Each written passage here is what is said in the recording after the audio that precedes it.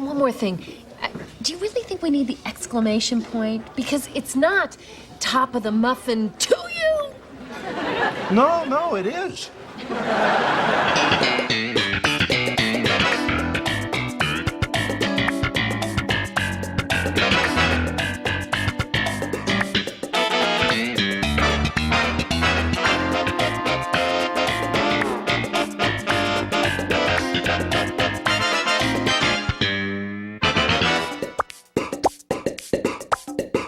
Hello, and welcome to Seincast, a retrospective on all 180 episodes of Seinfeld, being hosted by two guys who can barely run their own lives. My name is Vinny. My name's Matt. How you doing, buddy? Doing well. How you doing? Doing great as well. Hey, you know, something we haven't talked about on this podcast is the new season of Curb. I wanted to get your overall thoughts and just like, what you thought about, both episodes and where the series is right now. Are you enjoying it? I'm not liking, Matt. Not liking. I'm loving the latest season. I think it's great. I'm so happy it's back. I do agree with what kind of the cast had said in the Origins podcast, that it's like they picked up right where they left off. 5-6 years later, these guys are up to their same tricks, and it definitely looks pretty and modern with like the HD, and it's more like film like what is the word? Cinematic. Thank you. With like these opening crane shots and things like that. But, to have Larry mixing it up with people and yelling and all this stuff, I'm very happy it's back. And I think I like the direction it's going already after 2 episodes. Yeah, the only thing that's jarring for me is really the look of Curb. It feels, like you said, more cinematic. There's a larger budget, technology, what have you. But, even the scenes where, characters are interacting, it feels more staged and scripted than previous seasons. But yeah, everyone seems to be, their old self, which is great. And, I was a little worried with, everyone getting older, it wouldn't really work, but the beauty of these characters is that most of them are in their 50s, 60s, and, approaching 70. So when you say, oh, if they did a reunion, they'd come back, they'd look older. Like, these guys are already, in their twilight years. So, Larry looks the same as he did several seasons ago, I think. And I think they all look great. We look great. Now, what's interesting about the premiere episode Foisted is, I didn't really care for it when it aired. I'm like, this doesn't feel right. And, I've watched it a few times since, and it's grown on me. And, really looking back at, I don't know, the past like 4 or 5 Curb seasons, I've never enjoyed the episodes when they first air. For some reason, they just never felt that funny until, the rewatches, like they grow on me. Do you have that same experience? Like, no. Okay. I think you need to let them marinate, because you like to be analytical, I think, about your watches, and you let them sit and you kind of process them, and then you go back and you're like, okay, I get it. I see what they're doing, and I like it. I think my expectation is so high too. It's just never met initially. I have to kind of let my calm down, settle. Easy, big fella. And then come back. But from episode 1 to episode 2, have you enjoyed it? Like, have they kept the quality up? Is it? Oh yeah, I was telling you, I think off mic, that it feels like Curb. It looks like Curb. I think they're able to kind of branch out from like strict reality, like, a writer in Hollywood or LA, going through the scene, dating, things like that. Mm-hmm. And now it's getting a little bit larger than life. I think it lends itself to being a great asset to the series now. I'm like on board for the ride they're taking us on season 9. So I like where they're going with it. I'm very happy thus far. And I also like that, spoilers, like some characters from past seasons appear in episode 2. Oh, so I don't want to. Yeah, we'll leave spoilers out for the most part. But start thinking about that, buddy. Cool, man. Well, looking forward to see, how the season goes. Maybe we'll check back in a couple of weeks. But in the meantime, let's talk about last week's episode on Seincast, the Millennium. You brought up something at the end of the episode that I foolishly cut out of the episode. We were probably rambling. We were very tired, and I thought the episode was already too long at that point. I'm like, I'll just cut this out. No one will care. A lot of people cared. Yeah. So and rightfully so. Yeah. So the scene where Jerry kind of foils Newman's plans to hold this Newmanium talks about that would make your party 1 year late and thus quite lame. Oh, I brought up that, wait a minute, if it's 1 year late, like, shouldn't it be 1 year early right? That was kind of where the discussion was going. Yeah, so the exact line is, everyone knows there's no year zero. The millennium doesn't begin until the year 2001, which would make your party 1 year late and thus quite lame. Right, because he's holding it for 2000, not for 2001. Mm-hmm. So, yeah, we did go off on that topic, and I feel like we were just rambling at that point, so that's probably why it was cut out. So we were aware of it, but I do appreciate your attention to detail, listeners, that they did write in to let us know. That's a big deal. Why didn't they talk about it? I was surprised because when you brought it up in our original recording, I had never thought of it before, so... I like that, like when you watch sports, they got like stat guys in the back that can pull these amazing stats out of, from wherever. And I feel like the listeners are our safety net now. Mm-hmm. So if and when, and most likely we forget something, there's somebody who can be like, hey guys, you forgot this, which is nice. So thank you. Yeah, there you go. Vinny, what episode do we have this week? We are discussing the 21st episode of Season 8, The Muffin Tops, written by Spike Feresten, directed by Andy Ackerman, and originally aired May 8th, 1997. I'm very excited for this episode. Me too. It's a special episode for me because it's the first Seinfeld episode I ever saw. Wow. Yeah, I was a latecomer to Seinfeld, obviously at the tail end of Season 8, but I have a vivid memory of sitting in my parents' house, in the family room, in front of the TV, and, watching most of this episode, but, memory burn of Jerry sprinting out of the bus and, turning into the slow motion Wolfman kind of parody. Mm-hmm. And, my sisters were laughing and I'm like, this is a funny show. So it kind of got me hooked. And, between seasons 8 and 9, I started watching Seinfeld in syndication and I was hooked. And, even though I was a latecomer, I was so on board for season 9, taping every episode, watching it over and over. Talk about ripping audio. I put a tape recorder, up to the TV, listen to the tape. Yeah. You're old school. Yeah. I like that when you become a fan of something, you like go all in. Like you want to immerse yourself, not necessarily in like the merch, which is where I tend to go, like the trivial stuff, but you want to like get deep in the shag. Do you have a special memory about an episode of Seinfeld like that where it was either the first episode you saw or... So I don't know if it was a rerun or I don't think I was lucky enough to have witnessed the pilot, or maybe it was probably a re-airing of the pilot. Mm-hmm. But I remember, my parents, they like remodeled their house at one point, but it was before the remodel and we had carpet. I was sitting on the floor and I vividly remember Jerry with his blue sweatshirt and red sweatpants sitting, he got the cereal ready and he's sitting down to watch the Met game. Don't tape it, if you saw the Met game, hello. And I remember when he like... Wait, hang on a second. Did I mangled that. That was brilliant, though. Don't tape it. Met game, hello. It's just... But I remember him untucking his shirt that was tucked in his sweatpants so that he could sit down comfortably. And for some reason, that's my first memory of Seinfeld.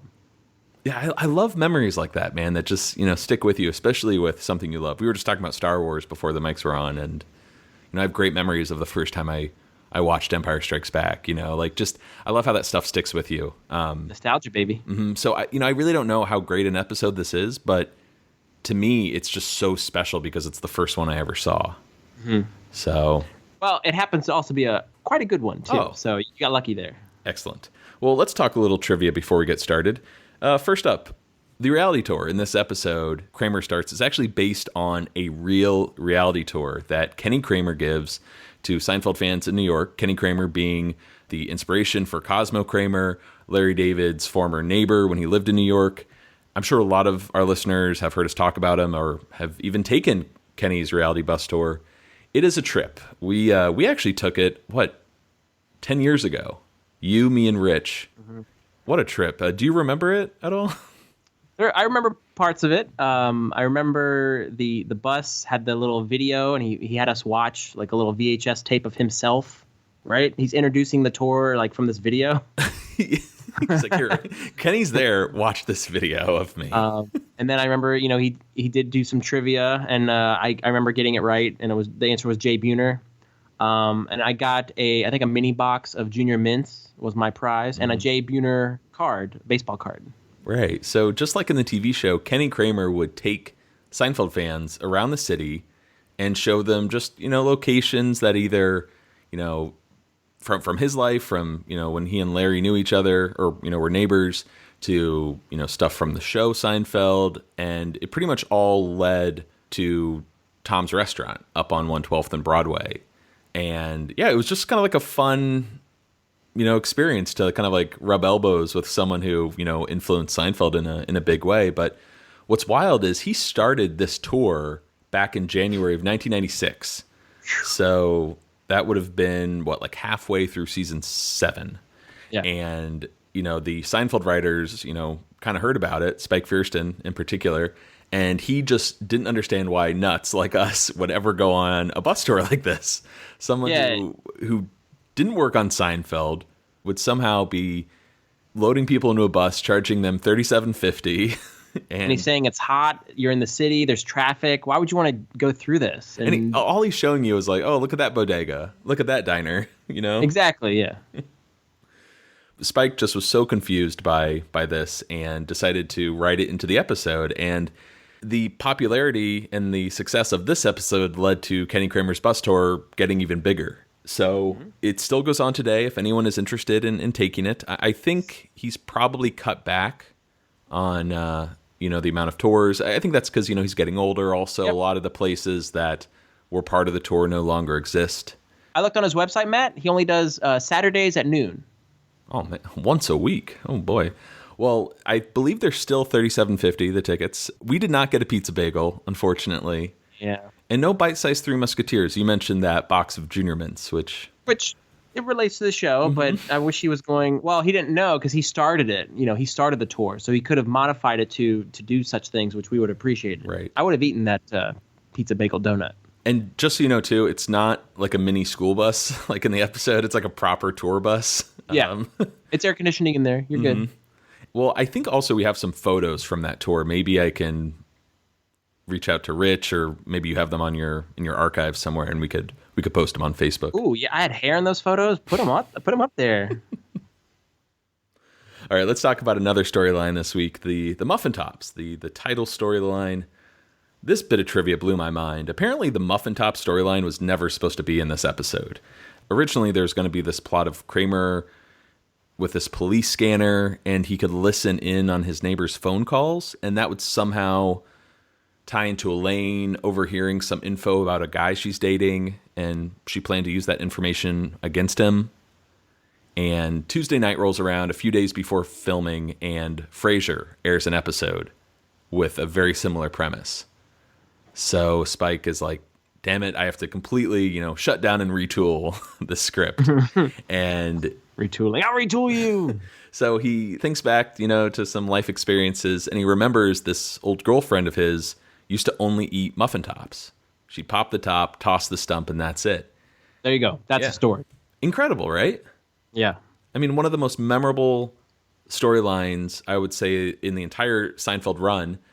Also influenced supermarkets across the country, McDonald's, Starbucks, I think, too. Like, everyone is selling Muffin Tops. They're a thing. Muffin Tops are a thing now. Because of Seinfeld, right? I mean... Absolutely. Spike Fierstein, credits himself as being the one to not only increase the muffin top consumption in America, but also the soup kitchens in New York that have from the Soup Man. He's the soup Nazi writer. You're right. Wow.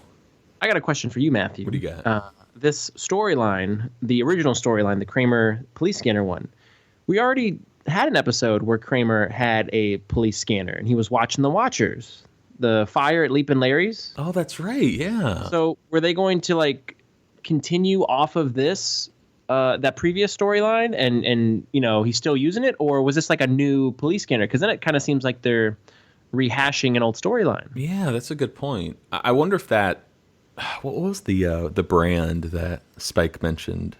Was it Bear Claw? It's a Bear Claw. I don't remember. I thought the device Kramer used picked up like radio frequency, but the device here I thought it was going to be like that little, the little gun with like the little, the big cone at the end of it. Yeah. I don't know. We're not tech savvy here. Obviously not.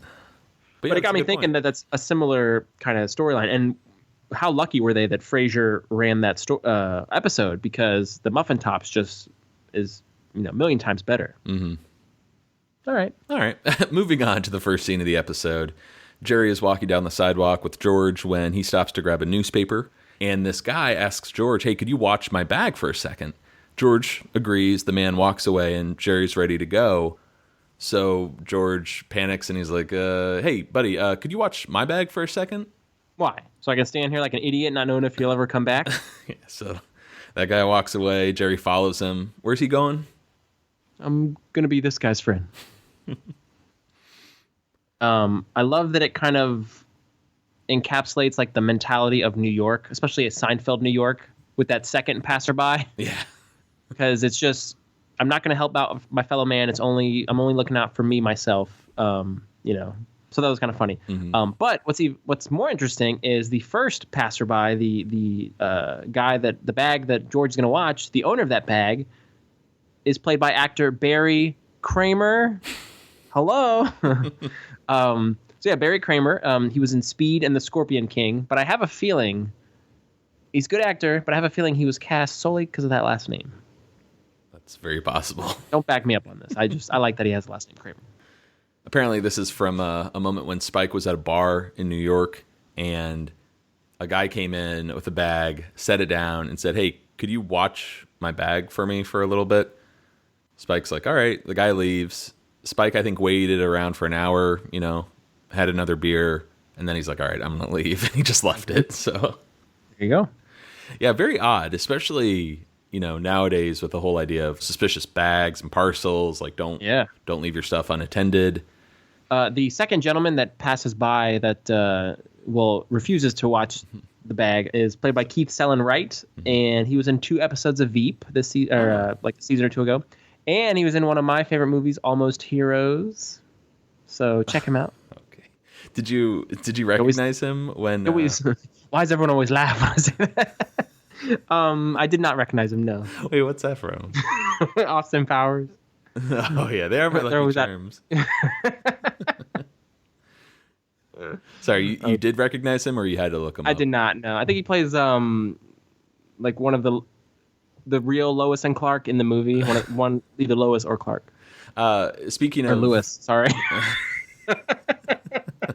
Oh boy, whew, getting hot in here. Speaking of one of your favorite movies, a listener reached out and let us know what that movie was you were referencing last week. Oh, that's Father. Right. Birth Father is from Bye Bye Love, that romantic comedy that I adore from the 90s with Paul Reiser and Matthew Modine. Oh, okay. So thank you for pointing that out, because I cannot recall. Right on. Well, let's move over to Monk's. George arrives to meet Jerry for lunch, wearing a very bizarre new outfit, even by his standards. Strange. For new pants, there's noticeable wear on the buttocks of those chinos. And, I didn't mention, when George is watching the bag, he kind of opens it and, checks out the clothing.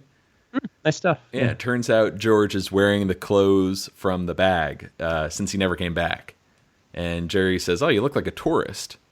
And he kind of does. How would you describe this outfit? Well, lots of pastel colors. He's got the white chinos on. The jacket or shirt is pink, blue, and mint green stripes. Yeah. They fit a little snug on George. A little bit. But he looks like an Easter egg or something. Yeah. Now, George doesn't feel that guilty about it. He's like, yeah, whatever. What are you going to do? And he changes the subject. When do you start worrying about ear hair? When you hear like a soft rustling. Ear puberty, nose puberty, knuckle puberty. Got to be vigilant. And this is a nice bit of foreshadowing, I feel like, for the Jerry arc. There you go. Storylines, just the tips of the dovetails are touching.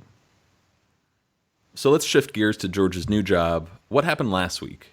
In the Millennium, was it? George was trying to get himself fired so he could meet the Mets, and he was foisted by none other than Matt Wilhelm, who is now working for the Mets. We still don't have confirmation that it's Matt Wilhelm. He's Matt on this show. So George is still stuck with the Yankees. Right, but he has this new position, right? New office, new salary. He's the new Wilhelm. So who's the new you? Got an intern from Francis Lewis High. His name is Keith. He comes in Mondays after school. That's good trivia. I've never asked that before. That is a great question. Mm-hmm. And what a nice little jab at George. Like, his job could be done by an intern one day a week, you know? And some cool trivia. Francis Lewis High is where David Mendel went to school growing up. Aha! New York. So there you go. Anyways, a woman approaches the booth. This is Alex, Jerry's latest girlfriend. And while she goes to the restroom, George is speechless. Where is Jerry meeting these women when they get off the bus at the Port Authority? Right here, George. In here. Try opening this up. You'll find the biggest dating scene in the world. Thanks a lot. Apparently that's one of real Jerry Seinfeld's favorite lines from the series. It's funny, but I don't see why that would be a favorite. Mm-hmm. Do you? Take it up with Consumer Affairs. Let's move over to Jerry's apartment. He's taking a shower while Kramer has lifted all the couch cushions up. You know, he's digging for change. What a great visual, though, because he's like bent like an L. He's bent over, and his ass is facing the camera. It's right out there, and he's digging for loose change. Maybe he's trying to cook up some more corduroy. Yeah. And he's kind of startled when Elaine arrives and he, puts all the cushions back. Turns out she wants to talk to him about that time he sold his life stories to Peterman, but then Peterman gave them back. When did this happen? Remind us. That was in the Van B Boys episode. Right. So, ultimately she wound up using Kramer's stories in the autobiography after selling them back to Kramer. So there we go. Right. Oh boy. Tough. Yeah, she was short on material. But is Kramer upset about all this? Wow, I've broken through, huh? I'm part of popular culture now. Listen, I'd like to thank Mr. Peterman. Well, he's doing a book signing at Walden Books this afternoon. Walden Books? That's a major chain, huh? I like that excitement, It's like, ooh. So Kramer's very excited to attend, and he hurries to the bathroom, opens the door, and just pulls open the shower curtain. Hey, Jerry, I'm going to Walden Books. Ah, get out! Get out! I don't want to live like this! All right, let's go. That's a great Jerry line. A lot of these moments this episode, just Jerry really being over the top and... Yeah. Awesome. I should point out that Walden Books was liquidated in bankruptcy in 2011. Okay. I grew up going to a Walden Books, so it always felt very 90s, Yeah. Despite being around. I always like to go in there as well and look at the magazines. Mm-hmm. It's interesting. I feel like, Brentano's was established in the Soulmate.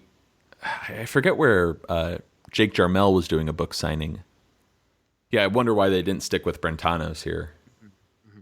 Anyways, we cut over to Walden Books, and there's this display for Peterman's book in the window. How do you describe this display? He's like on a safari trip or something? Yeah, it's one of those like cardboard pop-up things, and it's it's Peterman in safari gear. He's behind, there's grass, and then his head is on a swivel back and forth. And the title of his book is No Placket Required. Right. I guess this book is about his travels to the Burmese jungle, and I guess he went to Kenya as well. Oh, okay. So his world travels. So inside, Peterman is signing for this huge line, and Elaine runs into an old boss of hers. Mr. Lippman, how are you? Well, I'm not bad. What are you doing here? I work for Pundit Publishing. This is our book, if you can call it that. Why is it every half-wit and sitcom star has his own book out now? Hey, buddy. Remember me? You're that gangly fellow we bought the stories from. Yeah, I'm just here to do my part. What's your name, darling? Who are you? Well, I'm the real Peterman. All right, playtime's over. Smell? There's enough juice here to keep us all fat and giggly. I can't believe somebody pulled the top off this muffin. That was me. I'm sorry. I don't like the stumps. So you just eat the tops? Oh, yeah, it's the best part. It's crunchy, it's explosive, it's where the muffin breaks free of the pan and sort of does its own thing. I'll tell you, that's $1 million idea right there. Just sell the tops. Okay, let's go, Slim. That's enough. I have a right to be here. Come on. These are my fans. Hey, you're hurting my elbow. I am going to put my money on Michael this week as stealing the show. We've already seen it with this line, but both in terms of physical gags as well as delivery of lines, Michael will take home the title this week. For sure. But let's talk about this returning character who we haven't seen since... What was that? Speaking of Jake Jarmel, he was in that episode. Scofflaw. Yeah, with the glasses. Mr. Lipman, so good to see you. I like that Elaine is very, she's genuinely happy to see him, which is kind of nice. And I love that, Mr. Lipman goes all the way back to, at least the name goes back to season 2, I think. Richard Fancy, who is the second Lipman, we saw him in like 3 through 5. Right. But so that's kind of cool. And then I like that he's now working for Pundit Publishing. Yes.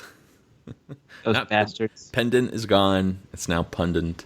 Mm-hmm. And some great commentary on what's Jerry's book? Sign language. Oh yes, the line. Why is every half-wit and sitcom star has his own book out now? Mm-hmm. I love that joke too. In the same way that George made that joke about 4 morons sitting around whining about their dates, this is another meta-type joke referencing all these comedians in the 90s that came out with books. I do own sign language. Do you own sign language? I do, yeah. Yeah. I remember Tim Allen had a book, Jeff Foxworthy. You name a comedian, they most likely had a book. But I feel like that trend hasn't even slowed down because every comedian nowadays has their own book as well. Oh, for sure. Or a podcast or Salad dressing. That's not salad dressing. So great to see Lipman again. It looks like he's doing well. And, I like how he and Elaine are on good terms. They didn't have like a bad breakup or anything like that. Mm-hmm. We learn that Elaine prefers the tops of muffins, not the whole muffin. So she pops the top, tosses the stump, and, she kind of even just puts it out there like, oh, that would be $1 million idea right there. Just sell the tops, the best part. And, yeah, so she lets this $1 million idea slip. And Mr. Lipman is kind of, scratching his chin at that. He's like, "Oh, you don't say." Mm-hmm. We should notice that there's a woman with a trash bag, and she is the first to be repulsed by just muffin stumps in this trash bag. Right, like someone wasting half of a muffin. Mm-hmm. There's some other good lines in there. Is Kramer is saying, "Relax, man. There's enough juice here to keep us all fat and giggly." Oh, yeah. Let's move over to the book signing portion. So, Peterman's sitting there signing his books, and Kramer just butts in, like just joins him at the table. Like, hey, buddy, remember me? You're that gangly fellow we bought the stories from. And I love that line too, where he's just like, "Oh, what's your name, darling?" Who are you? But yeah, so Kramer's just sort of butting in and hoping he can get in on this, this buzz. But, it's kind of weird about the book signing is, did you notice that they're all like discounted? I did notice there was a sticker there. I couldn't see how much was off. 25% off. So it's already at the book signing. At the signing, yeah, where you think you charge the full amount, it's already hit 25%. Mm. But apparently John O'Hurley, who plays Peterman, has a few copies of that book in his private collection.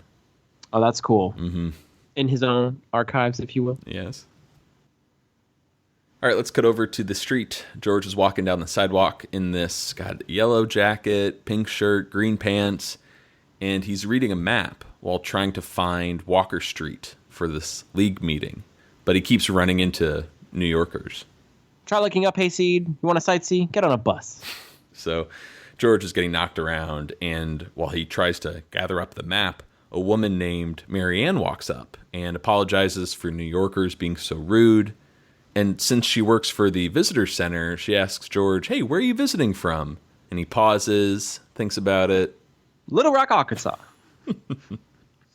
So he's already lying to her. Yes. This character, Marianne, really comes out of nowhere. Yeah. It's a very odd reveal because, the camera's on George, and you just hear this woman say something like, "Please don't think all New Yorkers are so rude." She's whoa. Got a little sidler in her, I guess. Mm-hmm. Marianne Filerman. There it is. Nice. She's the younger sister of Lou. Lou.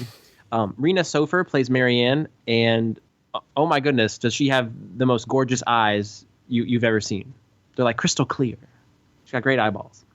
She was in The Bold and Beautiful, Traffic, as well as Keeping the Faith. All right, on.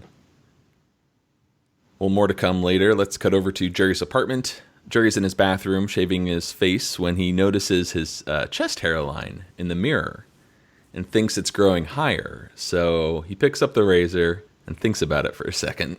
And don't do it. Before we cut away, some weird trivia here. I think this is the first time we are in the bathroom with Jerry. I know Jerry goes to the bathroom, like you see, Kramer's like in the tub. Kramer, what are you doing? Seen Newman in there. Well, so that was my trivia. How many other times has the camera been in Jerry's bathroom? Okay, so Newman, there's no hair in this thing. In the barber. Mm-hmm. The camera has to be in there because, like, Elaine was in there. I mean, you've seen numerous people go in there. Even Jerry himself, but yeah, I want the camera to be in there with the character. I believe it only happens one more time. The shower head? Or the... you know what I'm talking about. Clarkman, the garbage... No. Yeah, Kramer in the... I forget the episode. It might be The Apology, but Kramer needs some tips from Jerry on, cutting down on the shower time. And he says, no, it's only a dry run. Yes. So Robin, one big tease. That's the only time. I believe the camera... The only other time the camera's in the bathroom, so... Wasn't it weird when we went to the Seinfeld Hulu apartment and the bathroom was part of the set and we went back there and it wasn't completely finished and we're like, whoa, it's not, it's like half of a tub or something. Like, it just looked really weird. But just being like that far back too felt weird. It's like a tooth. Yeah. All right. Well, later, Kramer is I love this scene. Kramer is ranting about what went down at Walden Books while Jerry paces around nervously. So get this. Peterman has his henchmen forcefully eject me from the book signing. Like I'm some sort of maniac. Yeah, that's too bad. What's the matter with you? Nothing. No. Don't give me that. I know you. Something's wrong. What is it? What happened? I did something stupid. What'd you do? Well, I was shaving. Yeah? And I noticed an asymmetry in my chest hair. And I was trying to even it out. And the next thing I knew, gone. Don't you know you're not supposed to poke around down there? Well, women do it. Well, women do it. Well, I'll tell you what. I'll pick you up a sundress and a parasol, and you can just sashay your pretty little self around the town square. Well, what am I going to tell Alex?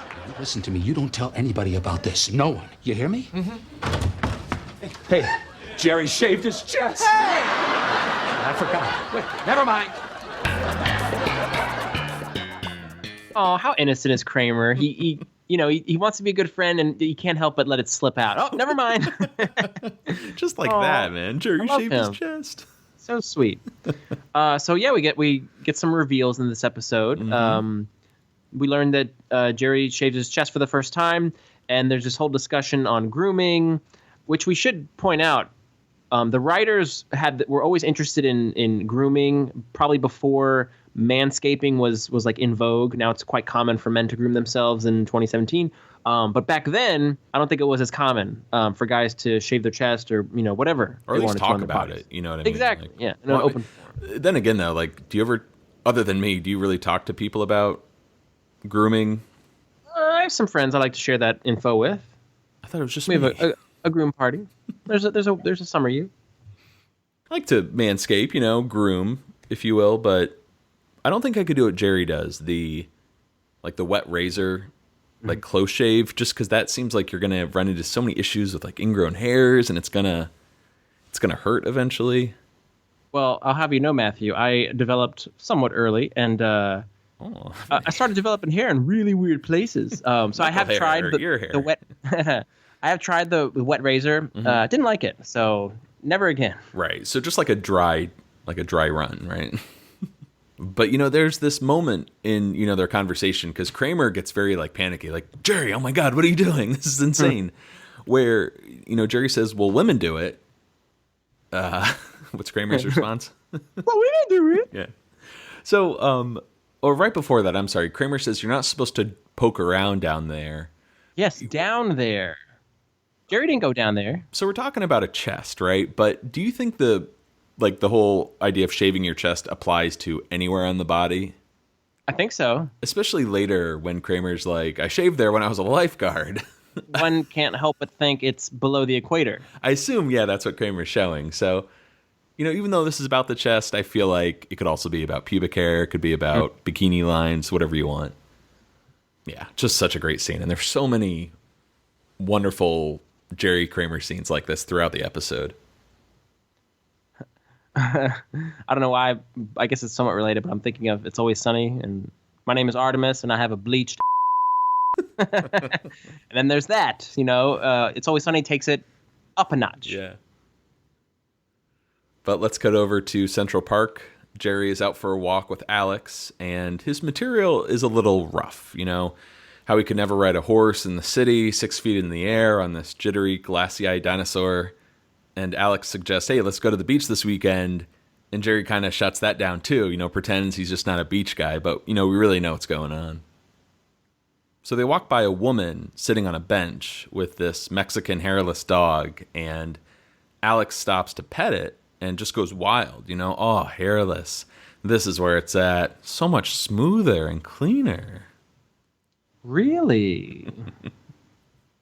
So we do meet Alex, who's played by Melinda Clarke, and I think most people will probably know her from The OC. She was a wife of some sort. She has a very 90s look to her. I don't know if it's the hair or the outfit or what. Definitely the hair. I think those bangs, they reek of 90s.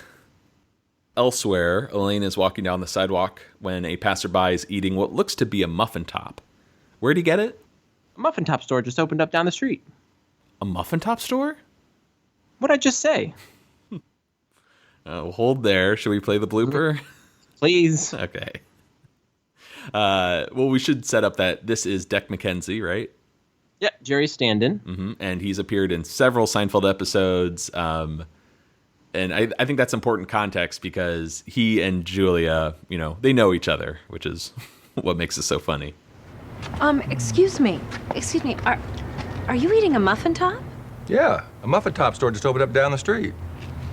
A Muffin Top store? What did I just say? What the is your problem? I wish I had the unedited version of that.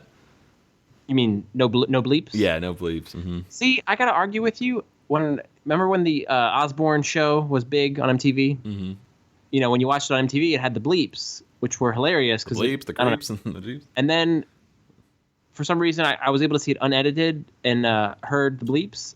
Heard the bleepless. It wasn't as funny. That's like with Arrested Development, right? Yes, exactly. A show that has these amazing... I mean, they don't do it all the time, but anytime someone swears, they bleep it. And but they have that uncensored version on the DVD. Not funny anymore. Yeah. And, I mean, Julia swears now when she's been on Curb as well as Veep. And I think those shows lend itself to not having bleeps, but for situation comedies like this, bleeps work. Which is why I've always loved bleeps on Seincast. I don't know, just... Oh, yeah. I'm glad you... Yeah. It has nothing to do with, us being uptight. I think they're funnier than the swear words. Agreed. Anywho, Elaine makes her way to the Muffin Top store. What's it called? Top of the muffin to you. She's sort of confused, though, here, right? She's like, top of the muffin to you. And she goes inside, gets greeted by none other than Mr. Littman behind the counter. Elaine! Let's jump ahead. Elaine is not happy that Mr. Littman stole her idea, but he claims, these ideas are in the air. They're in the air. Oh, well, then if that air is coming out of this face, then it is my air and my idea. You want a muffin or not? Peach. Maybe not a super memorable line, but I use that whenever I can. These ideas, they're in the air. They're in the air. Oh, yeah. I do recall you use that a lot. Mm-hmm. Mm-hmm. That was quite a fast startup for Littman, wasn't it? Oh, yeah. How long has it been? A week? Like an hour? Yeah, and it's already fully stocked. It's sort of like a bakery. You got all your muffin tops in the display case. There's these gift bags and everything. So we'll see how he does later on. Let's cut over to Jerry's apartment. George tells Jerry about his latest scheme, pretending to be a tourist for Mary Ann. He's not from around here, so it's okay if he's stupid. He knows he's only visiting, so there's no messy breakups. What about the apartment? Got a hotel room. I don't know anyone else here, Jerry. Where else am I going to stay? He's going at great lengths, though, to dupe this girl. Like we'll see later on. He moves everything out of his apartment so that it appears new. That's a lot of work. And where's he putting all that stuff? Yeah, it's bizarre, too, and it seems like it's only going to go so far, you know? Yeah, it's a big lie to... Yeah, because he wants like a little relationship, but yet he likes that it does have an endpoint. He's on borrowed time. Right. So Jerry tells George about Alex going wild for this hairless dog in the park, so he figured, hey, if she likes one hairless animal, why not another? But is he going to tell her he shaved his chest? Are you nuts? I don't want her to think I'm one of these low-rise brief guys who shaves his chest. You know, I didn't really get that reference. You know, I'm like, I know what low-rise briefs are, but I Googled it, and yeah, sure enough, they're all like seals, you know, just so smooth. But I like to wear low-rise briefs. Right. They're great, and they're the like what the trunks. They're trunks. Right. Guys don't wear suits; they wear trunks. So someone starts, honking down on the street, and Jerry and George look out the window and see Kramer parked there with this little yellow school bus. Hey, Jerry! I'm starting a Peterman reality bus tour! Check it out! Reality tour. The last thing this guy's qualified to give a tour of is reality. So here's that example of life imitating art, imitating life. Is that right? Or no, art imitating life, imitating art, imitating life, right? What came first, chicken or the egg? The life happened first, right? Okay. So let me quote Jeff Goldblum here. Man creates Seinfeld. Seinfeld creates Kramer. Kramer sees Kramer. Kramer creates Tor. Seinfeld steals Tor. Something like that, yeah. Yeah. I love this bus. It's, it's not the full bus. It's a short bus. It's a shorter bus.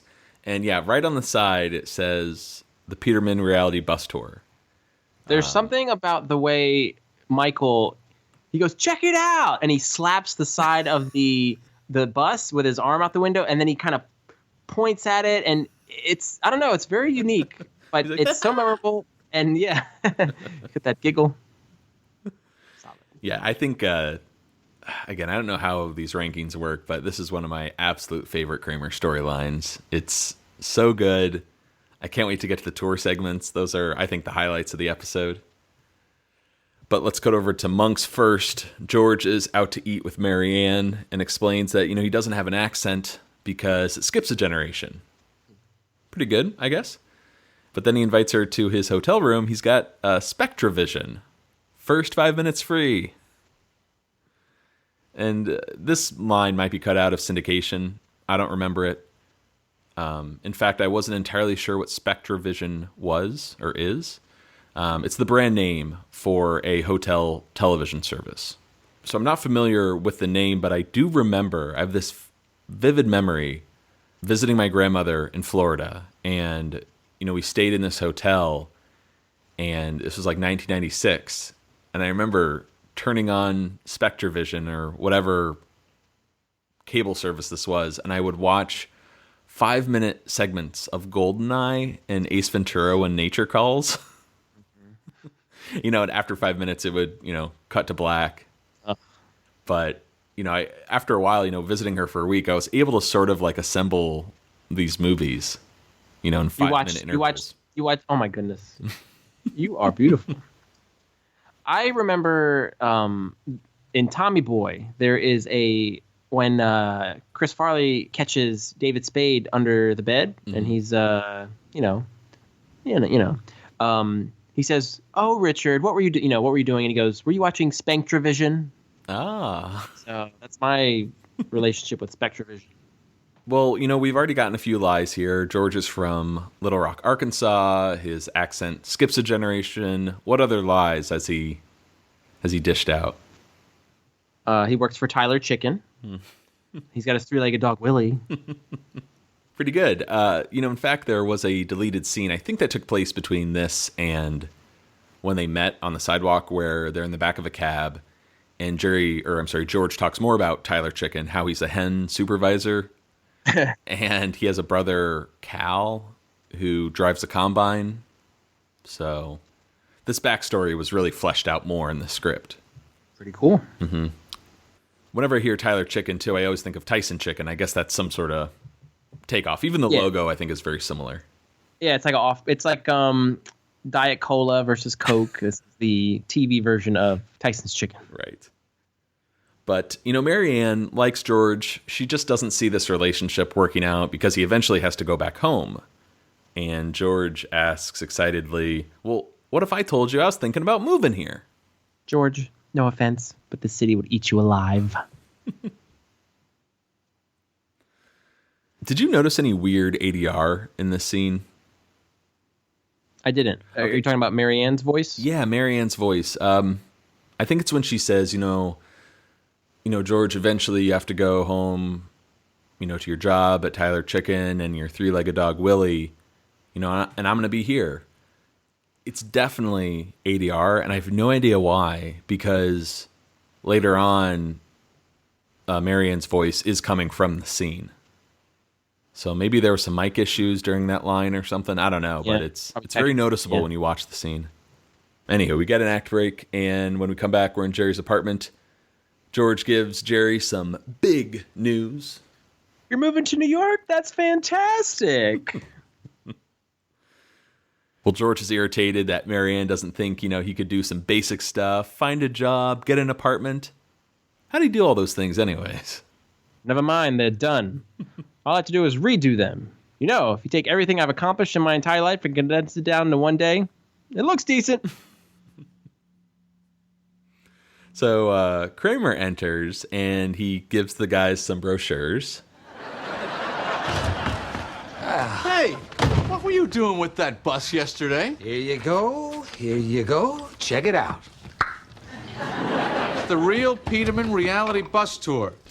I'm confused. The Peterman book is big business. People want to know the stories behind the stories. Nobody wants to go on a 3-hour bus tour of a totally unknown person's life. I'm only charging $37.50, plus you get a pizza bagel and dessert. What's dessert? Bite-sized Three Musketeers. Just like the real Peterman eats. He eats those? No, I eat those. I'm the real Peterman. I don't... Wait a minute. I think I understand this. J. Peterman is real. His biography is not. Now you, Kramer, are real. Talk to me. But your life is Peterman's. Now the bus tour, which is real, takes you to places that, while they are real, they are not real in the sense that they did not really happen to the real Peterman, which is you. Understand? Yeah, it's $37.50 for Three Musketeers. Great stuff, man. I love the back and forth. I love the concept, too, of $37.50, bite-sized Three Musketeers, pizza bagel. I mean, it's just so good.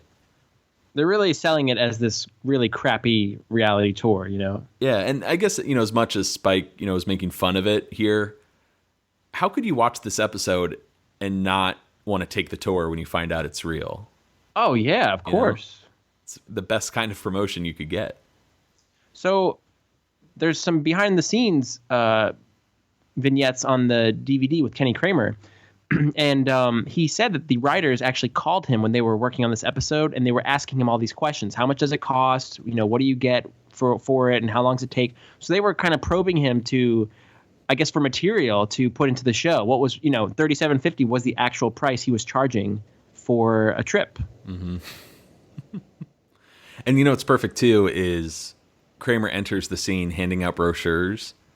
From, every time I've, seen Kenny at a public event, or, maybe he's given us some prizes or promotional material for trivia, it's always that same damn flyer. He must have millions of these flyers that he hands out.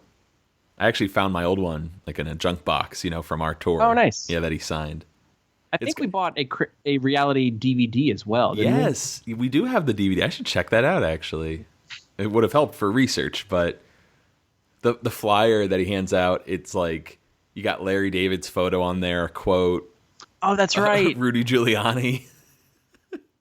This man is doing wonderful things for New York City culture or something. And I think the quote for Kenny Kramer on the flyer says, like, of course I'm the real Kramer. Like, who else would have come up with a scheme like this? It's just so good. I find this interesting, too, that George gets it. You know, he hones in. He understands what's going on here. Whereas Jerry might be kind of the voice for the writers, or Spike Fierstein. Like, what the hell is this? So we're George in this situation. Yes. Well, let's cut over to Monk's. Mr. Lippman invites Elaine out to lunch because, you know, he needs her help, her expertise to help him with his Muffin Top store. Business isn't doing well. When I worked for you at Pendant Publishing, I believed in you as a man of integrity. When I saw you in that paper hat and that apron... What if I cut you in for 30% of the profit? Deal. Here's your problem. You're making just the muffin tops.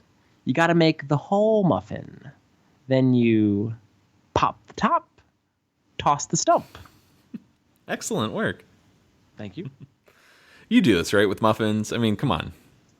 I actually don't. Well, no, I do, because I want to eat the top. You have to eat it only one way. I want to do the top last. So what I do is, okay. Yeah, I know what you mean. Mm-hmm. Oh, you know what? I feel like George Steinbrenner is somewhat of a visionary here, because he would, with the Hostess cupcakes, he would eat the bottom, and then he eats the top. So it's almost like a dessert. Excellent. Remember that? Yes. You know, speaking of cupcakes, I learned this from my friend. I'm sure a lot of people do this, but with a cupcake, you kind of like break the bottom off, and you create like a sandwich. Oh, yeah, I've seen that. Like a frosting sandwich.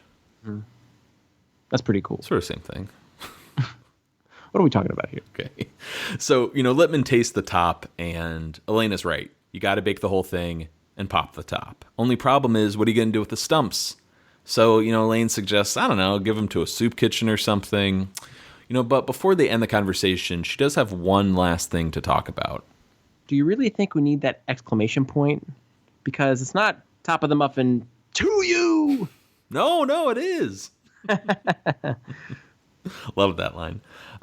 Stupid question. Do you think this was, you know, supposed to be a callback to their prior disagreement over exclamation points? Not a stupid question, and yes, I do. Because this callback to exclamation points cost Elaine a relationship, and it got her in hot water at her job. What's interesting is that it seems that they have reversed viewpoints on the exclamation point. Because remember, Elaine's edit of Jake Jarmel's book had exclamation points all over the place. What is it like? And it was cold, so I put on a sweater. My sweatshirt. And Mr. Lippman was like, get rid of the exclamation points. I hate exclamation points. Right. Yeah, they've done a little switcheroo here.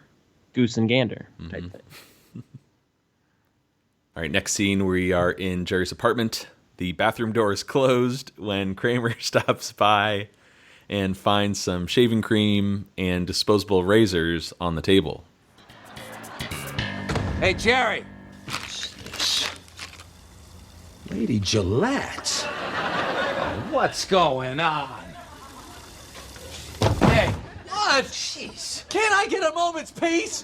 What are you doing to yourself? I can't stop.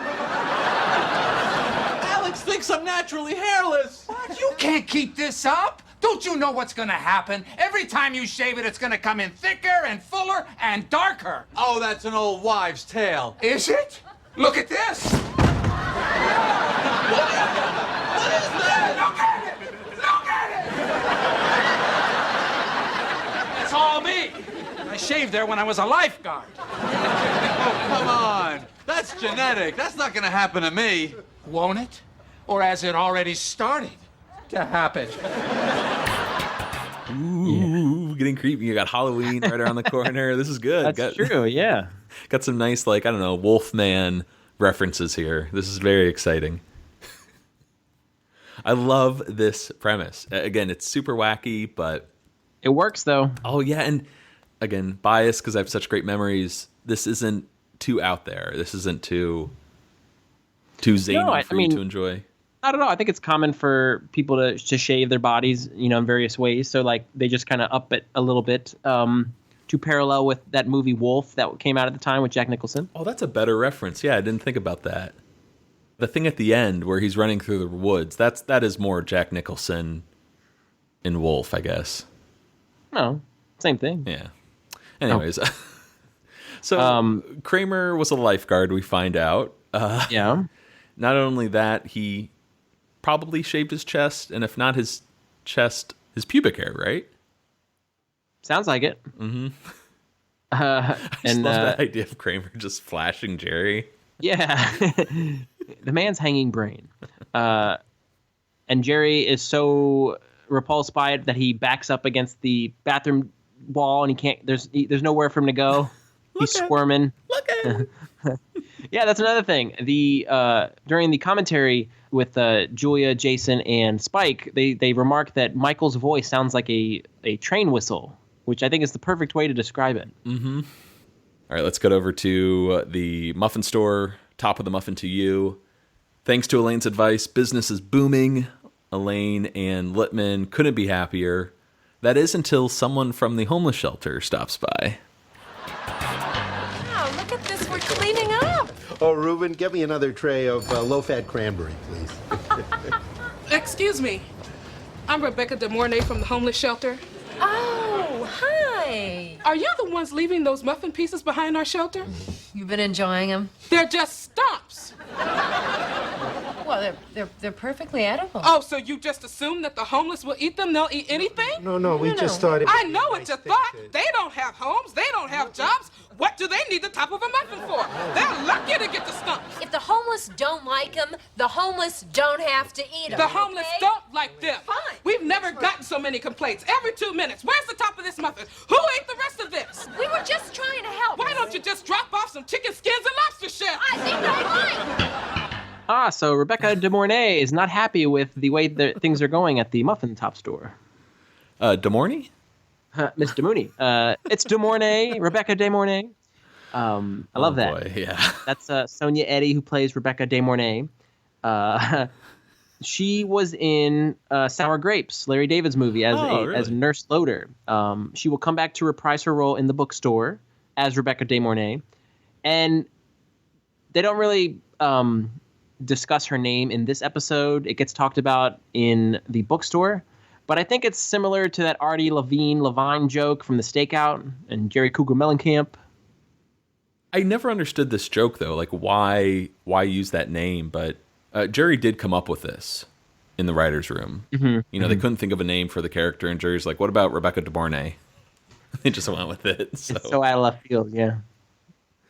But very memorable character. I'd say in the non-Larry David years, of all the new characters they introduce, I think she's one of the most memorable. Not only the name, but her attitude, and she does not tolerate Littman or Elaine. No tolerance. She gives it right back to them. Oh yeah, and this performance I think is even better than the bookstore because she's at an 11 right here. That line is one of my favorites. Why don't you just drop off some chicken skins and lobster shells? Exactly. That is so memorable. And for her 2 brief appearances on the show, sticks with you. Mm-hmm. And I like that scenario, too, of her, running this homeless shelter, and all these homeless people are, looking at these stumps, who ate this? Where's the whole muffin? That would have... Did they already do the Rickshaw episode? No, that's coming up. It's coming up. Oh, okay. So... Have we encountered any homeless guys just yet? There was Rusty from the lineup. Oh, that we could put in the homeless shelter? That would have been a great closing credit scene to have homeless characters that we've encountered. Maybe Mr. Heyman, brought back all these characters to be in the homeless shelter to be like, who ate the top of my muffin? Or even just a scene before this one, where... Rebecca, I have to say the whole thing. Rebecca De Mornay is just overwhelmed with all the homeless people complaining. I don't know, Rusty. So Rusty, Mr. Heyman, who else? We're gonna meet more homeless guys later on. Potato salad. The government.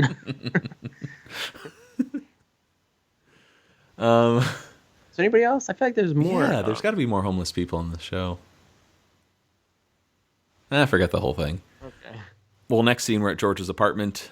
George has gone through the hassle of boxing up all his belongings to act like he's moving into this apartment he just found. How much are you paying? $2,300. Ouch. A month? Yeah.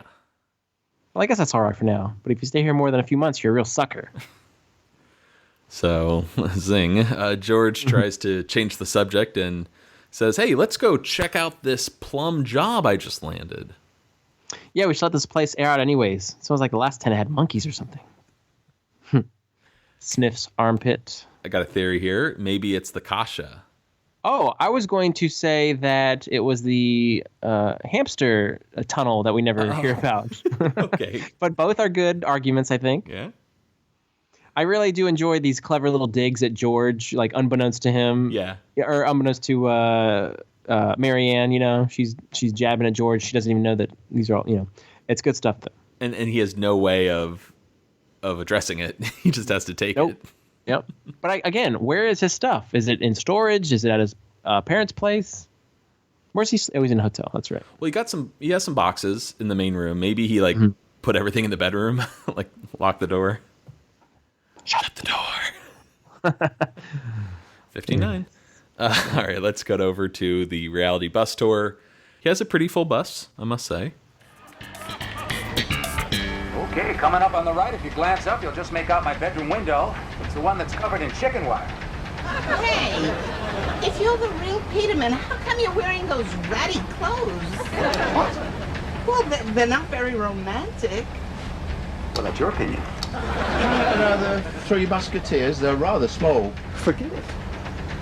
Okay, Newman's postal route is around here somewhere. Who's Newman? Who cares? Hey, fake Peterman, let me off. I'm nauseous. Can I have his caddy bar? Everyone just settle down. Okay, we got 3 hours left on this thing, and I can't drive and argue with you rubes all at the same time? Okay, as long as this place of worship is right on the right here. Okay, so nice references to the real Kramer's life, Lomez. Yes. He's old school, right? Yeah, he's Orthodox Jew. So Orthodox Jew, that's right. And then what else? We got Newman's poster out somewhere around here. Who's Newman? And who cares? What was the other thing? Oh, why is his bedroom window covered in chicken wire? No idea. Is that somehow related to the Kenny Rogers Roasters, or? I'm not sure, but it does come back in the voice with Darren the intern. Yeah. Mending chicken wire. That's right. There you go. So it tracks. Whatever happened to little Jerry in the show? Because Kramer saved him. Sell him to Kenny Rogers. Well, maybe he keeps Kenny, or maybe he keeps little Jerry in his apartment surrounded by chicken wire. Yeah. Yeah, he could still be in there. Now, we meet a lot of interesting characters on the bus here. Do you want to go through some of them? Yeah, there's the British fellow who wants another Three Musketeers because they're rather small. Who, by the way, isn't this Ian, who is friend of Craig from the Andover shop? Yeah, so the actor is really British. So anytime he speaks, he is Ian, I feel. Okay. So Norman Brenner, who is the stand-in for Michael, but we've seen him in numerous appearances in the show, both with speaking parts as well as just sitting in the background. He's the gentleman who wants the Three Musketeers, and I don't have the other guy. Oh, and then in the back of the bus, you can see a couple riders. There's Andy Robin and Greg Cavett looking out the window. Andy Robin is the one who says, "Who cares?" Okay. Who's Newman? Who cares? Yeah. I want to talk about the woman sitting behind Kramer. Oh, that's Bunny Summers. Bunny Summers, right? Yeah. I don't think she's like a household name or anything like that, but fans of Mystery Science Theater might remember her from Merlin's Mystical Shop of Wonders. Oh, cool. Nice to see her. Do you think this is the maiden tour of the Newman or the Peterman reality bus tour? Yeah, why not, right? First one. And so that's not going so well. Exactly. Just everything is. He's just getting attacked by what does he call them? Rubes. Yeah. And keep in mind, somebody did point out that they're nauseous. So far, so good. Yes. Well, let's cut over to Jerry's apartment. Kramer wants Jerry to go on the bus tour. He's a minor celebrity. It could create a minor stir. Look, you can bring your little girlfriend of yours, and I'll only charge you $60. Love that line. Yeah. That little girlfriend of yours, and then he does get a discount. Yeah, $15. Not bad, right? Sure. So Elaine enters, and she's got stump trouble. Sanitation department won't get rid of them. She can't get a truck to haul them until next week. And here we go. Kramer heads out to hose the puke off the floor of the bus. Okay, so there's the second prong of that joke. When Elaine finds out, wait, you have a bus? Can you transport some stumps for me? And Kramer agrees and gets very, somber, wondering if they're war veterans. Ooh. And I always found that to be such a mean joke towards, disabled people. To refer to them as stumps? Yeah. Yeah, absolutely. Kramer is, I think, not ignorant. Is that the right word? But he's seems like sympathetic to, are they war veterans? But, yeah, it's kind of surprising they put that joke in there. Feels a little mean-spirited. Mm-hmm. But, I don't know. Maybe there's some disabled people out there that think it's funny, but let's cut over to George's office. George, again, is pretending that his office, is like his apartment. It's brand new, but, to us, it is actually new since he got Wilhelm's old job. You have a point. Bigger desk, art on the wall.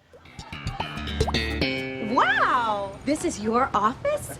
Oh, hello. Sorry, George, didn't I got a girl in here?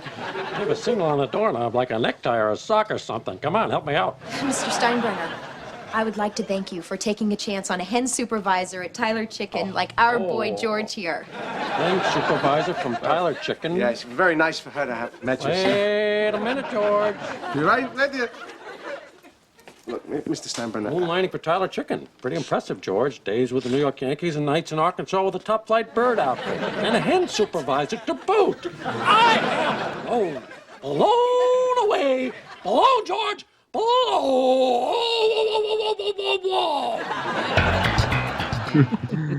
I forgot that Steinbrenner made an appearance in this episode, so already good episode, now becomes great. Yeah, and you got to enjoy Steinbrenner as much as you can because it's his last appearance until the finale. Yeah. Oh, that's sad. Yeah. Now I hate this episode. I like that right when Steinbrenner enters, he has to make a apparent that George has a girl in his office. Whoa, hello, George. He like covers his eyes. Yeah. Put a necktie on the doorknob or something. This is sort of the end of George's career at the Yankees, where, Steinbrenner finds out that he's been moonlighting for Tyler Chicken, and, he's just splitting his nights between the two. And we're going to see where this leads later on, but I always felt disappointed in how we leave things with the Yankees and Steinbrenner. I'm kind of getting ahead of myself, but he doesn't get a real send-off. Yeah, like I always... Well, I'll hold it off till later. I just wish there was more to, his departure than what we see later on. But Lee Baer does return as Steinbrenner, though. There's my man. Well, let's move over to the reality bus tour. Jerry and Alex are in the front of a somewhat less crowded bus, and the back is completely obscured by these huge bags of muffin stumps. When you make a pizza bagel, you really shouldn't use cinnamon raisin. You also shouldn't use a donut.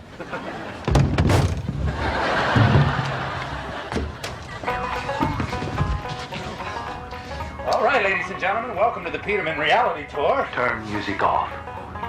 Kramer, can we just go? And go we will. What is this? Pizza pound cake? Well, we have a bonus ultra-reality stop today. We're going to be hauling muffin stumps to the local repository. We're going to a garbage dump? And we're off. I never thought he'd be able to recreate the experience of actually knowing him, but this is pretty close. So much great stuff to talk about in this scene. Where do you want to start? Let's start from the top. So now I wonder, did the pizza bagels start as being with cinnamon raisin and donuts, or was Kramer low on money because he's not getting as many patrons for his tour? That's a good point. But, I'm not sure, but this whole talk about pizza bagels, we never made the connection. Maybe he's going dumpster diving at H&H. A lot of baked goods this week. Bagels, Muffin Tops. Oh, and there's the bear claw we were talking about. So I love that we got the tape player, turn music off. Is that Kramer's voice, by the way? It sounded like it, didn't it? Mm-hmm. So I guess Kramer had pre-planned this, when to turn it off. Well, you kicked off talking about cinnamon raisin. Let's go through all the types of pizza bagels. You got cinnamon raisin pizza bagel. Mm-hmm. What does Jerry have? Donut pizza bagel. And then there's this guy in the back. He's got a pizza pound cake. What is it? Pizza pound cake? Which is quite interesting because this, correct me if I'm wrong, is that Shlomo? I think we have a special announcement to make, Vinny. This, I believe, is our final double dipper on Seinfeld. Man, you're just depressing me with all these finals in the episode. You want to talk a little bit about this guy here? Yeah. So Reuven Bar Yotam plays. He's credited as foreign guy in this episode. I think we all know him better as Shlomo from The Frogger. He's the one who he looks like a frog. Exactly. So do you. Yeah, he's 1/3, or actually 1/4 of George's Frogger team. Mm-hmm. Because you got Prickly Pete and Kramer to round it out. And I guess you could argue this is Shlomo, but I think he's wearing a suit. He looks really well dressed. I feel like. Well, let's say that Shlomo fell on hard times, so he's been relegated to having to pick up jobs here and odd jobs here and there. So it's not a double dipper. Forget the whole thing. No, I'm sorry. He's a double dipper. I don't know what I was talking about. You double dipped the chip.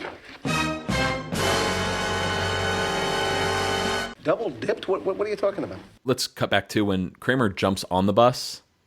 I thought that was kind of like a funny stunt, but apparently it wasn't on purpose. Or I think Michael's trying to do something kind of zany, like a Kramer entrance into Jerry's apartment. Maybe I could do a Kramer entrance onto the bus. And bus form, yeah. Yeah, apparently he really hurt himself. But he maintained and he managed to stay in character, and luckily the other actors on the bus also did not break, so they left it in, and it ends up being a great opening part of the scene. Mm-hmm, for sure. Sorry, we're kind of bouncing around all over the place. There's one last person on the bus we should talk about. Yeah, I'm not familiar with this actor, but apparently he's a veteran. But Jack Riley, do you know him? I'm not that familiar with the Bob Newhart show, but I looked up his photos from that show, and yeah, he looks very familiar. Something that blew my mind, and I'm sure it'll blow a lot of minds of listeners. He was the voice of Stu Pickles, Tommy's father on Rugrats. So, yeah, pretty cool. I think he did pass away recently, just a couple of years ago. But yeah, I'm sure a lot of fans of either Bob Newhart or Rugrats will know this guy.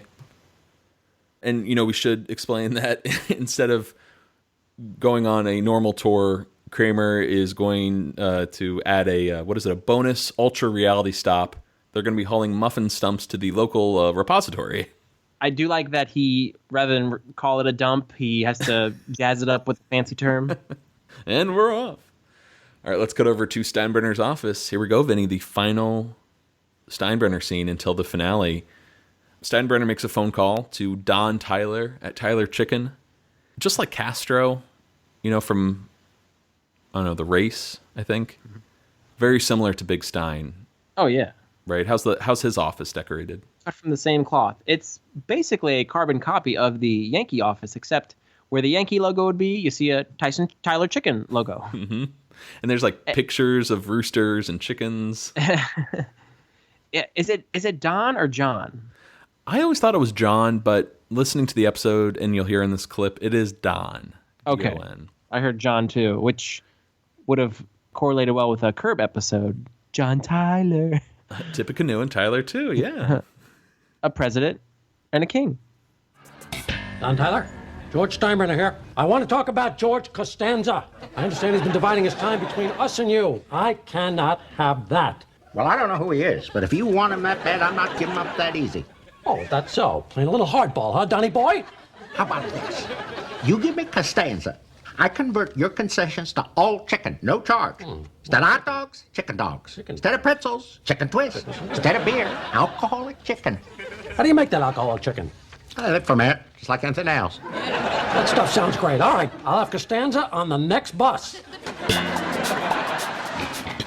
So, I love the idea of George getting traded.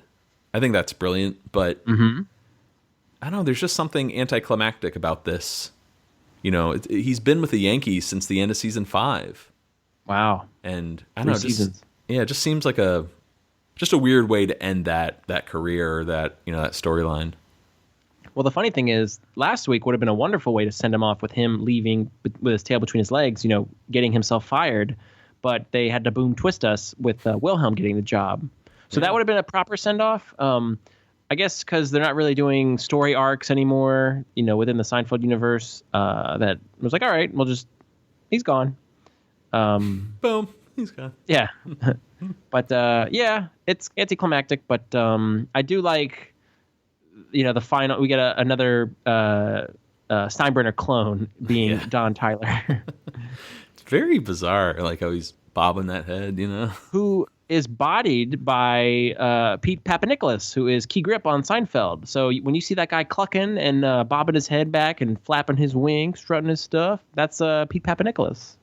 I want to know who does the voice. Yeah, there was no credit given to the voice, but it's somebody. Oh, God. I love it, but I hate it at the same time. The, what is it? Alcoholic chicken. How do they make that alcoholic chicken? Yeah, let it ferment like anything else. And the way he says it, it's like all one word. Very bizarre. Well, that's the Steinbrenner way. All right, well, let's head over to the local repository. Kramer starts unloading some muffin stumps when he's confronted by a familiar face.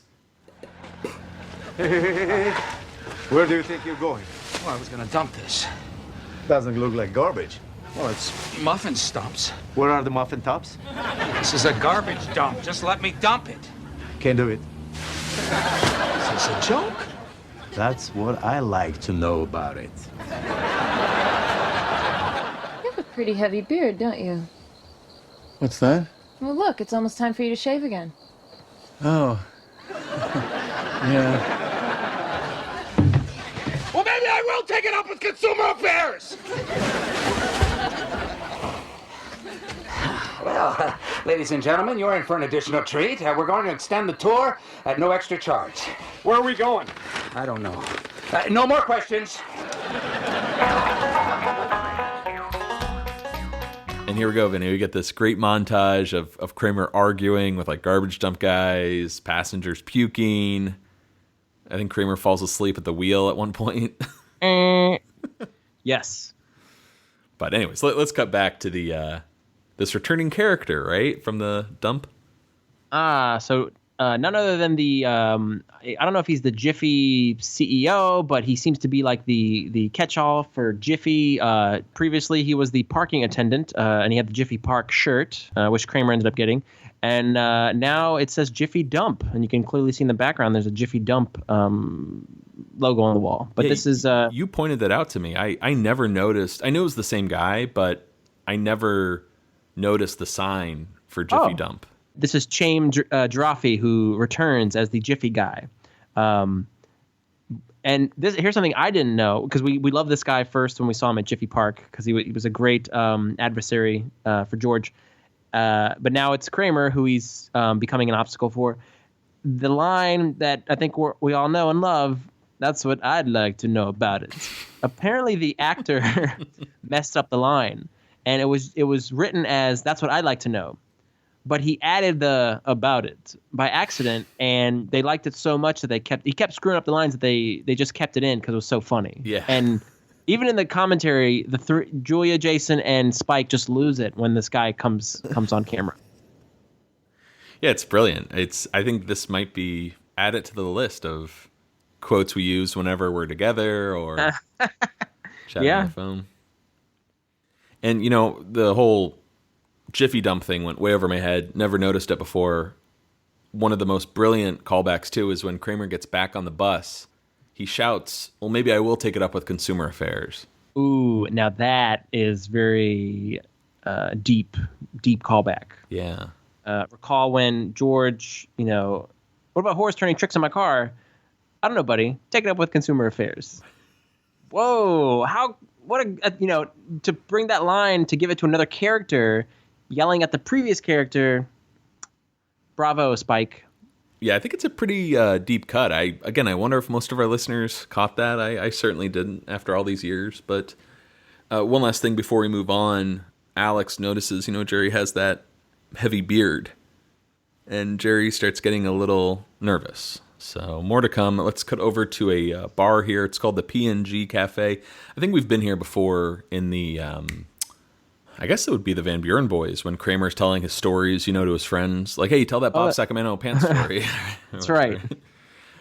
George is sitting at the bar after the Yankees traded him for a bunch of Tyler chicken. Dogs, twists, some kind of fermented chicken drink. And the guy from the beginning of the episode is at the bar, and he confronts George about wearing his clothes. Which clothes? These clothes, the ones you're wearing. I feel like you've used that line before for some reason. I don't know how, but... Hey, they're out there, these lines. Yeah. Anyways, let's cut ahead. Later, George is standing at a bathroom payphone in his underwear trying to get Jerry's help when Marianne checks in on him. I told you this city would eat you alive. And that's it. Wait. Like, she just breaks up with him? She's out of there. She just leaves. She's like, I knew you'd be a failure. She was so sweet in the beginning, wanting to help this visitor, and now she just leaves him in his underpants. Yeah. That's another thing. Do you know anybody that calls it underpants? What did I call it? I think I said underwear. Yeah, underwear, I think is common. But George in the scene says, I'm standing here in my underpants. Yeah, I just it's a funny way to talk about underwear, I think. Uh-huh.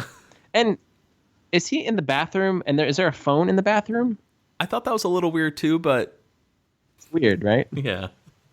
So this reminded me of a previous incident with George, and I don't want to give you too many clues because you'll probably get it. But can you recall? I'm thinking of, I forget the episode when George is in the mental institution. Ah, yes. He's detained, and Dina Lazari catches him on the phone with Jerry. They took my belt, Jerry. Belt. Yeah, good call. Very similar. But yeah, the whole thing with Marianne, this storyline, I think it had promise when it started, but I don't know, just like the Yankee storyline just doesn't, really do it for me, ultimately. But when you look at it, George really had a rough go this week. He lost his girl, he lost his job. Right. Not too good. Let's cut over to the reality bus tour. Here we're getting the final, proper scene of the episode. Kramer parks the bus, and Jerry is getting jittery. Kramer, how much longer? My chest hair's growing back, and it's itching me like crazy. I can't let her see me scratch it. Well, don't worry. I got a good feeling about this stump. I tell you, man, I'm losing it.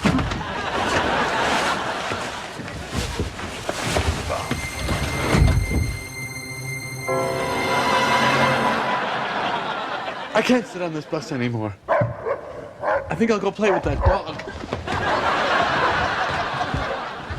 I don't know where the tops are.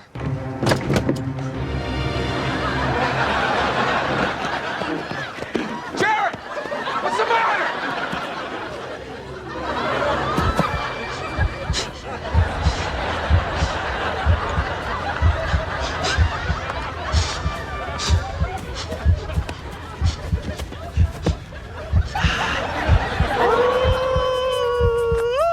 That feels good. What a wonderful way, I think, to end the show. I like this whole parody of Wolf or Wolfman. It has inklings of early Seinfeld, but also, ventures into the broad territory or the zany that we like. But it's fun either way you look at it, I think, depending on if you're an old school or new school Seinfeld fan. Yeah, and really, what's the difference between this and the JFK parody or the Cable Boy getting gunned down? I mean, that's a pretty crazy moment. Same thing. It's just a higher budget. And it's a fun, speaking of which, Andy Ackerman did a terrific job parodying Wolf with the fog and the slow motion, jump by Jerry. And so that not only did Andy Ackerman do a great job, but Jerry with the facial tics and the way he's holding his hands like a wolf and the howl at the end, I thought everybody just did a solid job. And going back to the bus scene, I love that Jerry moment. I tell you, man, I'm losing it. Mm-hmm. I think I'll go play with that dog. And again, I can't really tell, but there's something about Jerry's movement, his mannerisms, that makes me feel like he's cracking up. Oh, yeah. In this scene. I think he was on the verge a couple times during the shooting this episode. Mm-hmm. But anyways, let's cut over to the credits here. Last scene of the episode. At top of the muffin to you, Elaine thinks she's found a solution to the muffin stump issue. What's this guy she called? They call him a cleaner. He makes problems go away. And this is also new for, syndicated watchers. I believe this part is cut. Outside, a black car just like rips around the corner and screeches to a halt outside the Muffin Tops store. And the door opens, driver gets out, black sunglasses. It's Newman. It is Newman. He enters the store and he gets right to business. All right, I'm going to need a clean 8-ounce glass. What is going on here? If I'm curt, then I apologize. But as I understand it, we have a situation here and time is of the essence. So Newman goes to the back where there are those, huge bags of stumps stacked on top of each other, places his bag on the counter and takes out some bottles of milk and gets to eating. And there's your show. Yeah. That's your program. So a couple things. You said he takes out those bottles. It's the old milkman jugs, like the glass jugs, yes. Which I like. Like it's kind of throwback. For some reason, I don't know if other people notice this. When you see there's a shot of Newman parks his car or screeches. He opens the door and you see 1 foot, but it doesn't touch the ground yet. And then you see 2 feet, and they still don't reach, and then they touch down. I don't know if that was done on purpose, but I got a chuckle out of it. Yeah. Did you notice that? Yeah, and they're also ugly, white orthopedic shoes. I think they're black Rockports, like his. Oh, they're black? I think they're. I think so. That he wears as a postman. You hate Rockports, don't you? I wore them as a kid. Going to Catholic school with my husky size pants. So it's funny. I bought a pair of Rockports, and they're my favorite shoe. Do you think of me? They look good though. That's the thing. They're not like Newman's here, but the ones I had look like Newman's. Yeah, I do think of you. I want to get you a nice pair of Rockports. Oh, shut up. Okay. This Newman appearance is really like a parody or an homage to Harvey Keitel in Pulp Fiction, where he plays, the wolf. This man who gangsters use, to clean up problems. He's very precise, very curt, as Newman put it. Yeah. Didn't we have a reference or a parody last week as well? Yeah. Well, there's the whole Graduate parody. Oh, there you go. Still good. Yeah. So, what do you think? So, Matt, would you pop the top of this episode or toss the stump? I do. Well, I guess I do both because both is a good thing. But I take the whole muffin too. I think this is a great episode. I was looking forward to it because it's, as I said earlier, it's very nostalgic for me since I watched it so much as a kid. As I got into Seinfeld, it's definitely going to enter my top 24. Not sure where yet, but on this rewatch, I definitely reassessed the George Yankee storyline, and I got to say I'm actually really disappointed to see where it goes. I know it's Seinfeld, it's a sitcom, but I don't know, we had so many great memories with George at the Yankees. It's just so weird that it would be, I don't know, just kind of tossed aside the way it was. Then again, this is Seinfeld, so maybe that's really perfect for George and the Yankees. But I'm just going to miss Steinbrenner, as I'm sure you will too, until the end. But on a brighter note, love the Elaine storyline with the Muffin Tops. I think this is one of the most memorable storylines from the entire Seinfeld run. As evidenced by going to your local supermarket, check out your stumps. Or I'm sorry, your tops rather. But the Kramer storyline with the tour, wonderful. Love that we got to experience that in real life. Jerry shaving his chest. Who can't relate to some uncomfortable, itching? But what about you?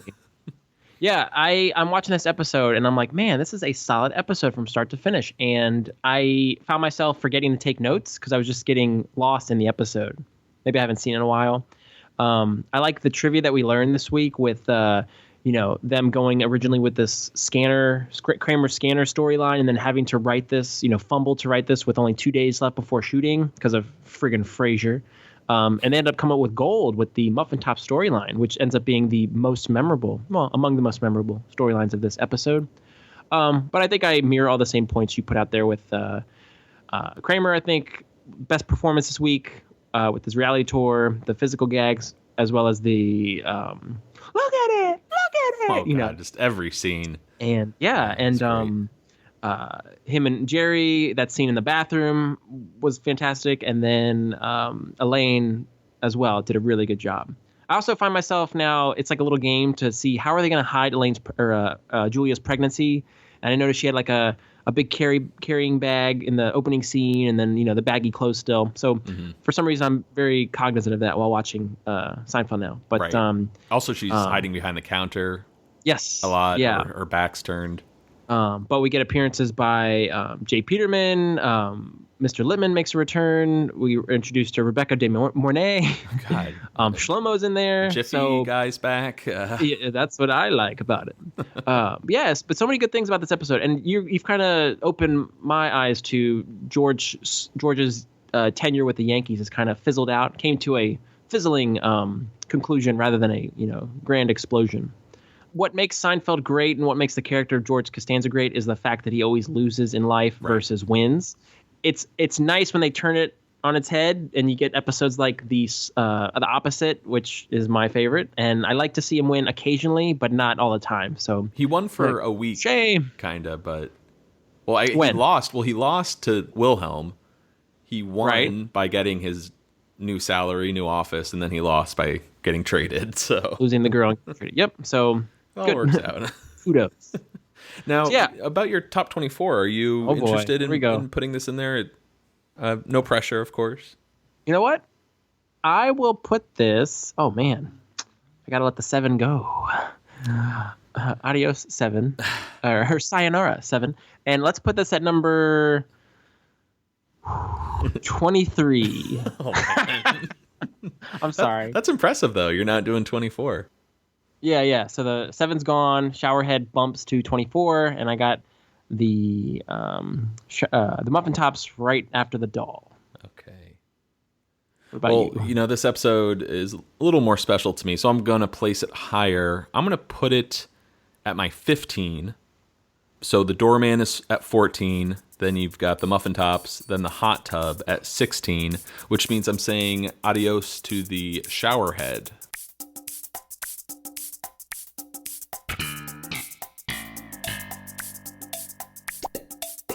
All right, that's going to do it for us here on Seincast this week. Please send us an email at seincast@gmail.com. Find us on Facebook, Twitter, Tumblr, Instagram, or leave us a voicemail at Coco Bosco.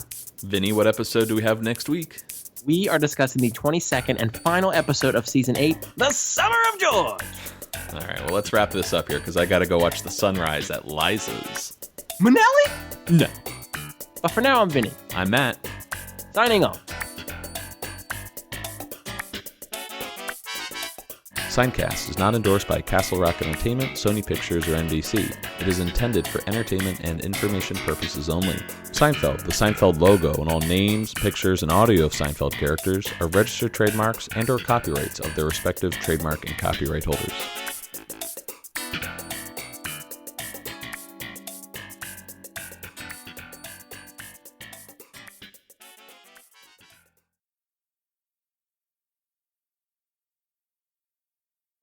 Pop the top. Toss the stump. Taste.